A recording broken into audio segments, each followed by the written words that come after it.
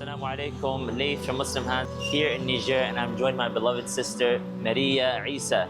You have given this lady hope and delivered this hope shop here, and it means the world to her. Let me tell you a little bit about her story. Unfortunately, subhanAllah, about a year ago, her husband has passed away in a motorbike accident. This is so sad to hear, and she has 2 kids that she has to sustain on her own. She is 30 years old, subhanAllah, and she has to deal with all these challenges. She used to sell clothing to keep her family afloat, and it was not enough. And subhanAllah, she was just expressing to us how excited and beneficial this hope shop is to her. And this is not just in any location, but hustle and bustle right on front of the street. She has so many customers that are able to access her and see this amazing hope shop.